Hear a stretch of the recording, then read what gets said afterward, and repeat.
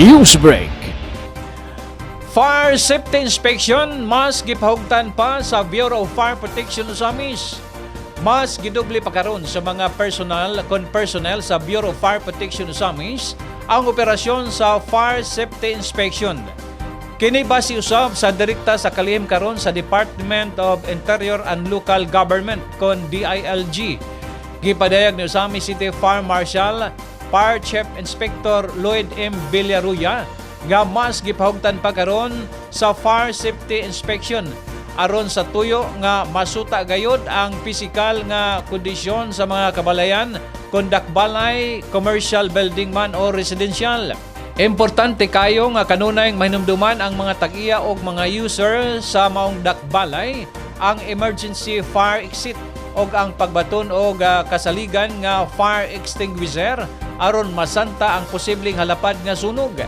Gipasidanan usab ni Villaruya ang publiko nga sutaon gayud sa mga tagtungod ang mga BFP personnel nga mohimo sa inspeksyon nga naka-ID o nakatangkil ang body camera. O kung kini nga himan wala sa lawas sa inspection team, mahimong dili pasudlon. Bawal usab sa inspection team ang morekomendar og produkto og dealer sa fire extinguisher. Then we'll proceed to year 2025. Merong 4,570 business establishments that we are going to intensify and conduct our fire safety inspection.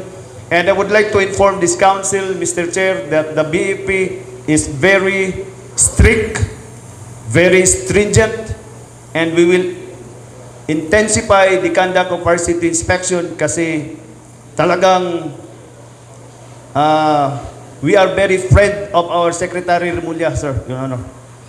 Meaning, siya po ang kailangan ng, binigyan kami ng command na we have to intensify the conduct of fire safety inspection. I would like to inform this council that any member of the BEP na nagkakandak ng inspection na walang body cam, dapat dili ipasulod sa inyong establishment, especially business establishment. Dapat may ID na taga Osamis City Fire Station kasi marami ding impostor na gapamaligya og extinguisher.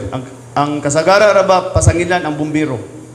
Okay, so hopefully i-erase na namo ang mind, especially the people of Osamis that wala na bumbiro nga mamaligyag fire extinguisher. But we have to recommend that in every establishment, whether private or public, there must have your own fire extinguishers and even your own vehicle.